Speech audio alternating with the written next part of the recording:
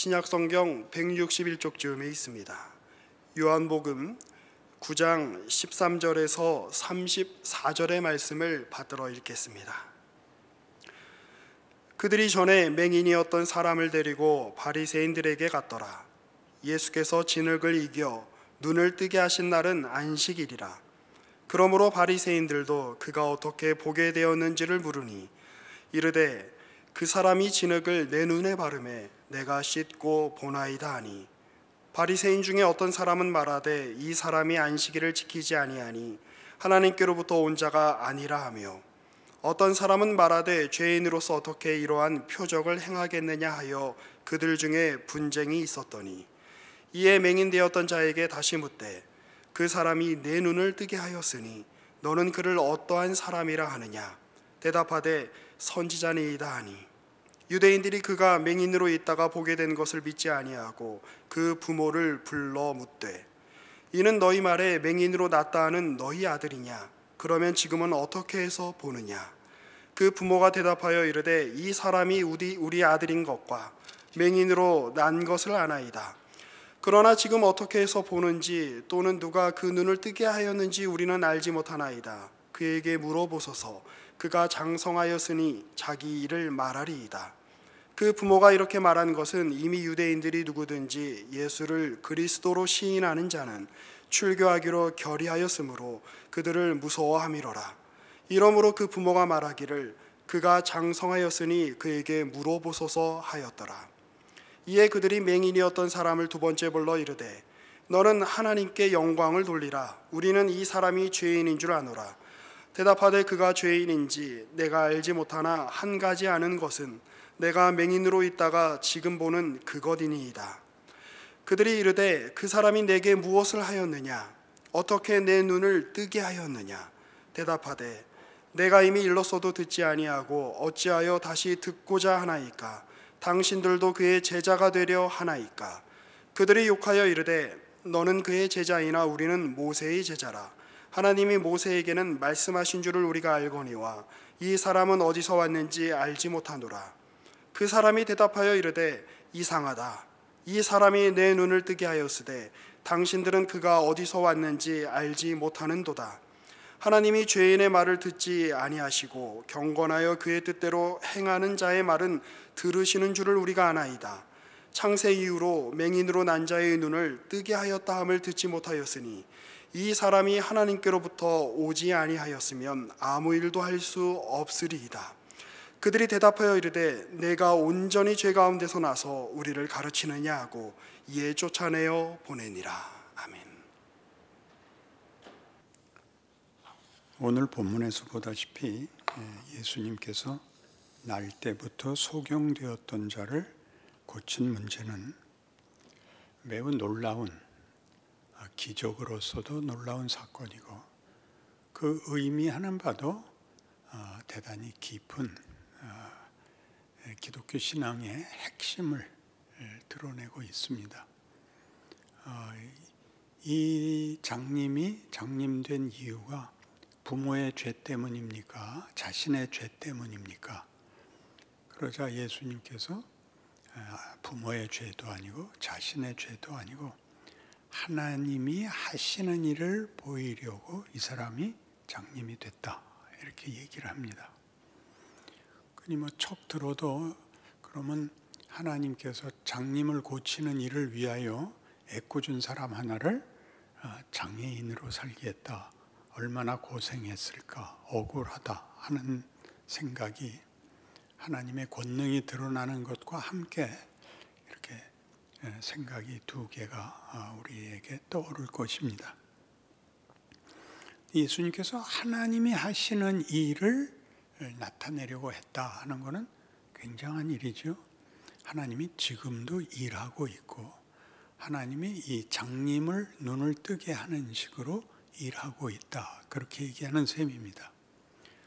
그래서 지금 요한복음에 등장하는 그토록 처음부터 끝까지 집요하게 예수를 반대하고 적개심을 가지고 처치하려는 사람들과 싸우는 이 와중에 이런 큰 일을 행하자 반대파들은 이 일의 이 기적의 크기나 이 장님을 보게 한 것의 뜻을 이해하려 들지 않지요.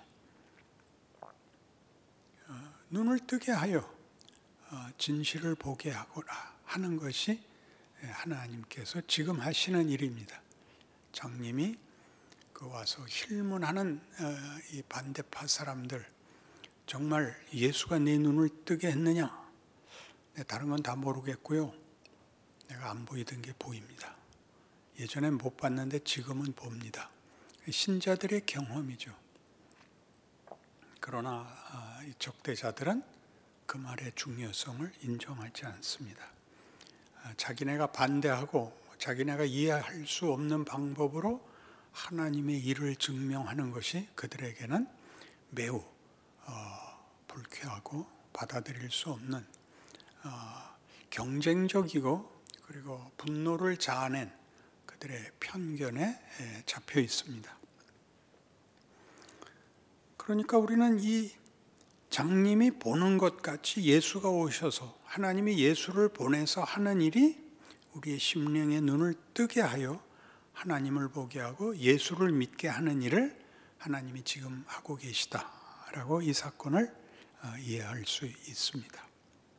그런데 우리가 예수님이 오셔서 장님의 눈을 뜨게 하고 못 보던 걸 보게 하듯이 그 심령의 눈을 떠서 예수를 보게 한다면 왜 이 대적자들, 반대하고 사사건건 덤벼드는 이 사람들을 장님의 눈을 뜨게 할 수 있다면 저들의 심령의 눈을 띄워서 예수가 누구인지, 메시아가 뭘 하러 왔는지, 하나님이 지금 우리에게 뭘 원하시는지를 그들에게 끝끝내 감추고 결국 주님이 죽는 자리까지 평행선을 긋고 예수님은 예수님의 일을 하시고 그 적대자들은 적대자들의 일을 하고 마는, 그리고 따지고 보면 세상 역사가 오늘까지 유대인들은 예수를 거부한 상태로 지금까지 고집된 상태, 오해의 상태에 머물러 있습니다. 그러니까 요한복음을 읽을 때 우리가 놀라는 것은 이것이 이미 예수님을 보낼 때 장님의 눈을 뜨게 하듯이 우리 심령의 눈을 뜨게 하여 예수를 알고 예수를 보낸 아버지를 알게 하려는 구원과 창조의 역사를 위해서 왔으나 요한복음 1장에 말하듯이 태초에 말씀이 계시니라. 이 말씀은 사람들의 생명이라. 빛이 어두움에 비치되 어두움이 깨닫지 못하더라. 하나님이 자기 백성에게 찾아왔을 때 자기 백성이 하나님을 거절했다. 이런 소문으로 시작을 했습니다. 시작부터 그랬죠.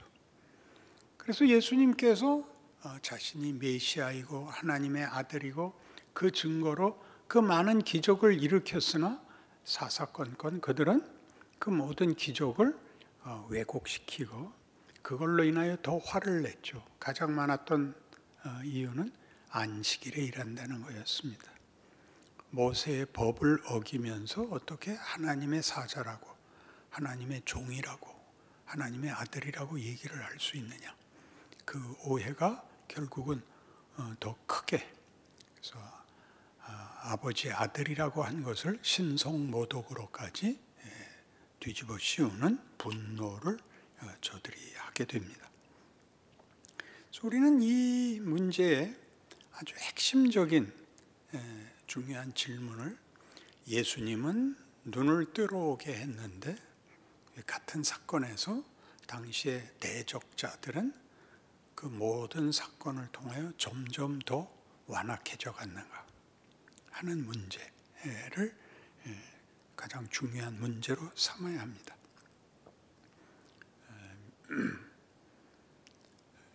예수님이 부활과 기적과 부족할 것이 없는 많은 증거들을 제시했으나 반대자들은 끝까지 회개하지 않았고 지금까지 그러고, 더더욱 어려운 것은 예수님으로 인하여 은혜를 입고 눈을 뜨게 된 자들도 그의 신앙생활에 있어서 눈을 뜬 것이 만족스럽지 않아요. 눈을 떴으면 그 다음엔 다른 무슨 시험이나 걱정이나 딴 생각이 나지 않아야 되는데 어려움을 겪고 있어서 도대체 눈을 떴다는 게 어느 만큼의 그 기대를 만족시키는 것인가가 우리에게 현실적인 문제입니다. 로마서 10장에 가면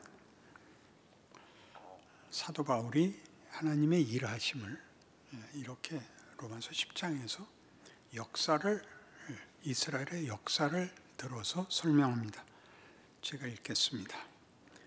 로마서 10장 1절 형제들아 내 마음에 원하는 바와 하나님께 구하는 바는 이스라엘을 위함이니 곧 그들로 구원을 받게 함이라. 내가 증언하노니 그들이 하나님께 열심히 있으나 올바른 지식을 따른 것이 아니라 하나님의 의를 모르고 자기의 의를 세우려고 힘써 하나님의 의에 복종하지 아니하였느니라. 이게 10장에서의 주제입니다. 이스라엘은 왜 예수를 믿지 않았는가? 자기의 의를 하나님의 의보다 앞세웠다. 자기의 의의 정당성은 물론 율법이었습니다. 율법을 주신 아버지의 뜻은 예수님의 해설에 나오듯이 하나님 사랑, 이웃 사랑이었습니다. 그러나 유대인들은 그것을 사람 잡는 데 썼을 뿐입니다. 심판의 기준이 되고 비난과 정죄의 규칙이 되었지 하나님께서 이것을 왜 줬는지 곡해했습니다. 그래서 결국 유대인의 대표라고 할 수 있는 바울이 예수와 예수를 믿는 자들을 박해하는 경지에 갑니다. 하나님이 율법을 주었지만 그 율법으로 하나님을 반대하는 자리까지, 서두에 얘기한 대로 하자면 자기 의를 세우려고 하나님의 의를 반대하는 자리에까지 오게 된 겁니다. 그래서 사도 바울은 지금 로마서 10장에서 이렇게 얘기합니다. 5절 모세가 기록하되 율법으로 말미암는 의를 행하는 사람은 그 의로 살리라 하였거니와 율법은 지켜야 되는 것입니다. 믿음으로 말미암는 이는 이같이 말하되 내 마음에 누가 하늘에 올라가겠느냐 하지 말라 하니 올라가겠느냐 하면 그리스도를 모셔내리려는 것이요 혹은 누가 무조갱에 내려가겠느냐 하지 말라 하니 내려가겠느냐 하면 그리스도를 죽은 자 가운데서 모셔 올리려는 것이라. 예수는 우리가 모셔오지 않았다 그 얘기입니다. 예수님은 자기 발로 우리를 찾으러 왔다. 예수를 만나기 위해서 찾아다닐 필요 없다. 가서 비로소 예수님이 우리에게 응답하고 방문한 것이 아니다. 왜 이 얘기를 해야 되는가? 그러면 무엇을 말하느냐? 말씀이 네게 가까워 네 입에 있으면 네 마음이 있다 하였으니 곧 우리가 전파하는 믿음의 말씀이라. 네가 만일 네 입으로 예수를 주로 시인하며 또 하나님께서 그를 죽은 자 가운데 살리신 것을 네 마음에 믿으면 구원을 받으리라. 사람이 마음으로 믿어 의에 이르고 입으로 시인하여 구원에 이르느니라.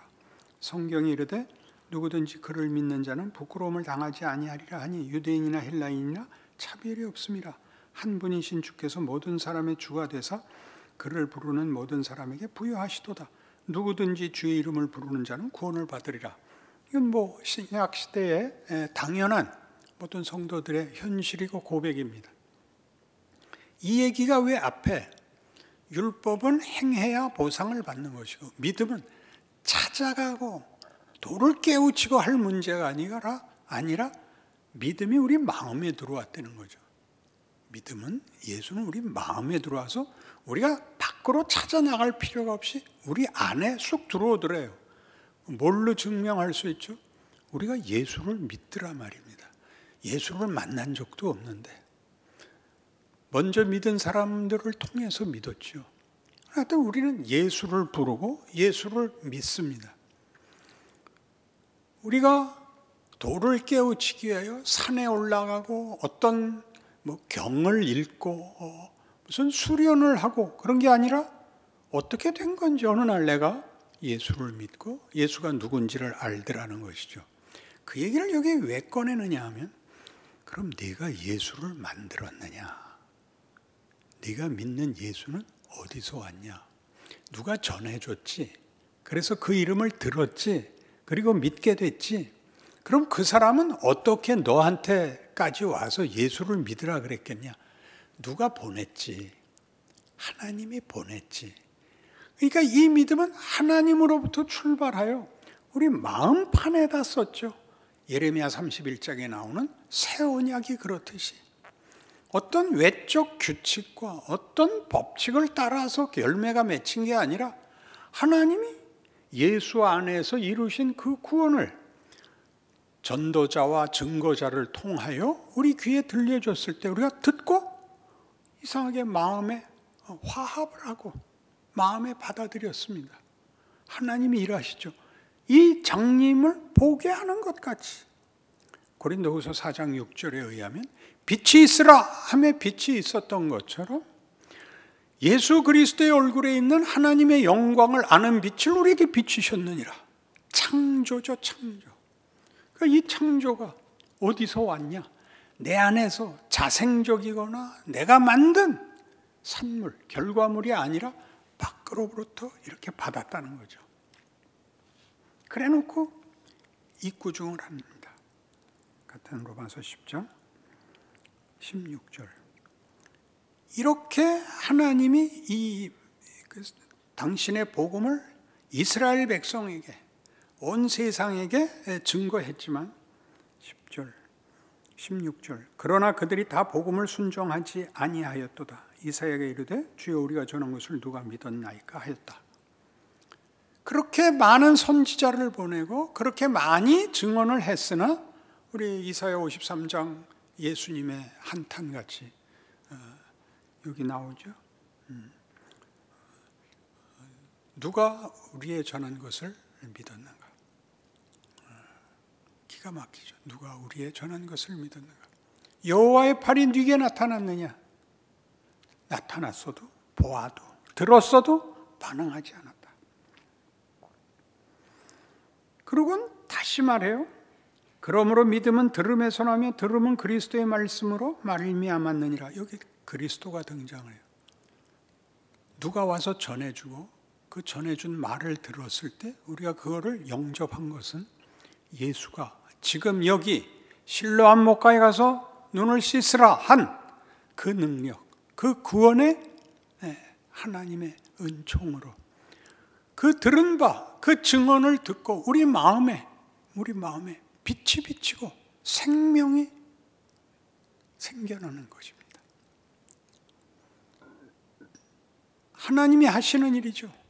신약시대, 교회 시대를 열었던 그 부흥과 그 자랑이 다 예수로 말미암는 것이고, 세상 사람들은 보십시오. 안 믿는 사람들은 하나님이 그 마음에 빛을 주시지 않으면, 하나님께서 그 눈을 만져주시지 않으면, 그 심령에 찾아가지 않으시면 같은 말을 듣고 모두가 다 이 시대에 이런 사람들 같이 반대의 자리를 고집하게 됩니다.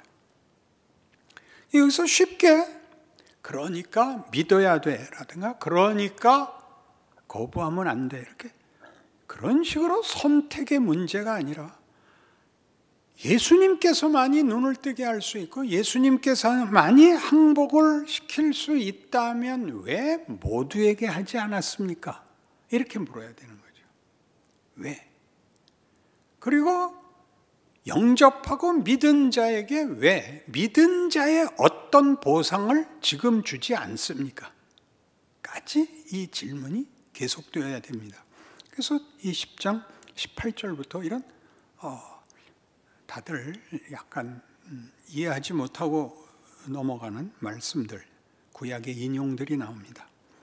그러나 내가 말하노니 그들이 듣지 아니하였느냐? 그렇지 아니하니 그 소리가 온 땅에 퍼졌고 그 말씀이 땅 끝까지 이르렀도다 하였느니라. 그들은 왜 안 믿었을까요?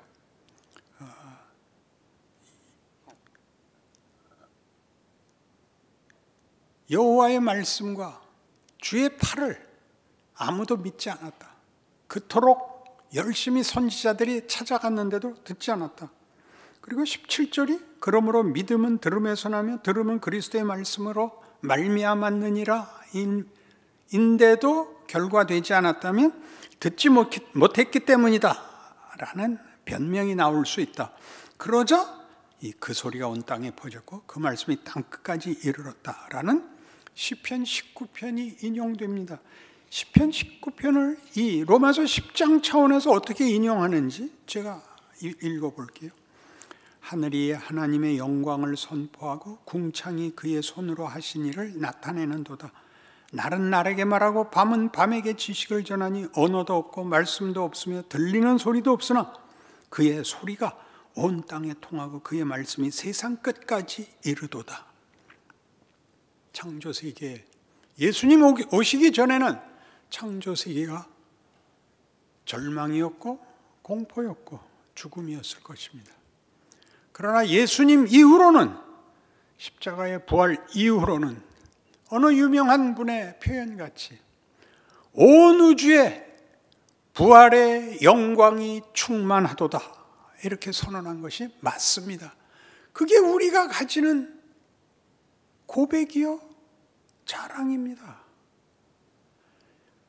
왜 그런데 아직도 믿지 않는 자가 있느냐? 아직도 반대하는 자가 있느냐? 왜 우리는 믿었는데도 그 부활의 영광이 충만한 세상에서 왜 우리는 이렇게 고단하게 살아야 되느냐? 내 마음은 왜 밤낮 왔다 갔다 하느냐? 하는 것들은 약간 2차적인 문제입니다.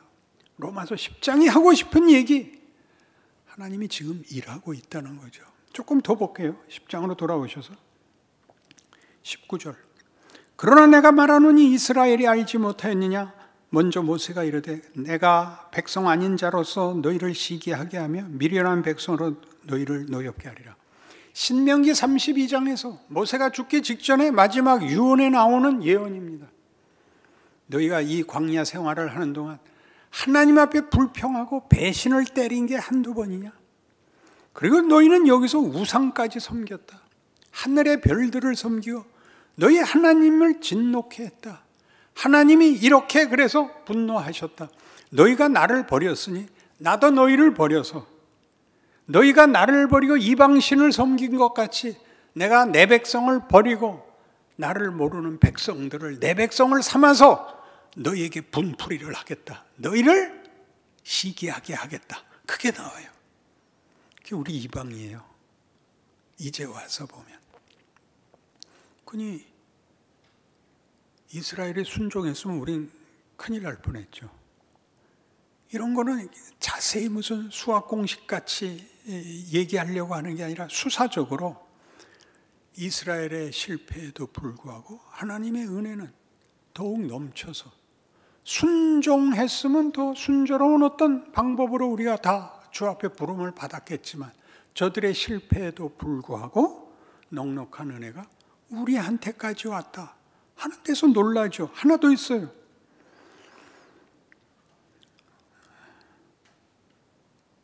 이사야는 매우 담대하여 내가 나를 찾지 아니한 자들에게 찾은 바 되고 내게 묻지 아니한 자들에게 나타나노라. 모르는 자한테 오겠대요. 하나님을 모르는 자한테까지 우리 다, 그러니까 세종대왕한테도 왔을 거예요. 걱정 마시고. 연개소문한테도 왔을 테고. 우리가 뭐 확인할 방법이 없지만 하나님은 우리 모두에게 그를 찾지 않고 그가 있는 걸 모르는 자에게도 하나님은 찾아왔대요. 어려운 표현이지만 이 신비를 우리는 열어놓아야 됩니다. 이스라엘에 대하여 이르되 순종하지 아니하고 거슬러 말하는 백성에게 내가 종일 내 손을 벌렸노라. 이스라엘에 대해서는 이 거부하는 이 못난 족속에게는 어떻게 했다고요? 등을 돌리지 않고 종일 손을 벌리고 있었다고요. 오라고. 그니 우리가 이 지금 실로암 사건과 거기서 일하시는 하나님의 지금 일하심이 눈을 뜨게 하는 것, 죽은 자를 살리는 것, 하나님을 보게 하는 것이 왜 어떤 이들에게는 은혜요, 구원이요, 기적이면서 어떤 이들에게는 계속 반발이요, 분노요, 적대요, 그래서 결국은 사망을 만드는 비참한 결과가 일어나는가? 거기까지 다 하나님이 일하시는 거예요.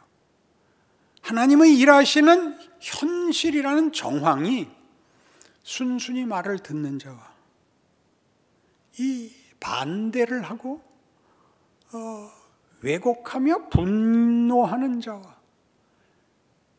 방관하고 구경하는 자로 그 청중을 강요하지 않은 채 일하고 있답니다. 하나님이 일하고 계십니다.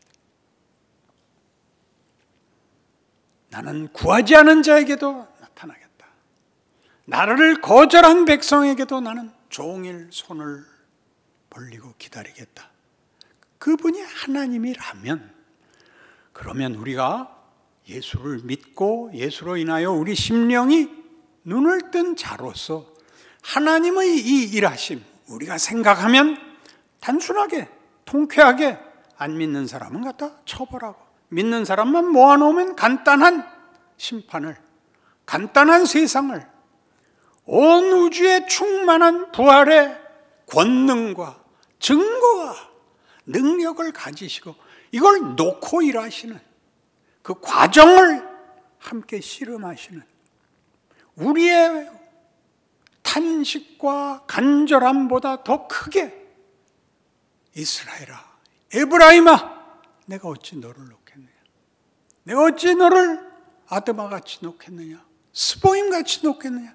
내 속에서 내 마음이 불붙듯 일어나 너희를 향하여 내 긍휼이 솟구치지 아니하냐?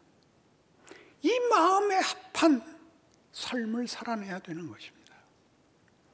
우리의 결론은 너무 조급합니다. 하나님의 결론은 깁니다.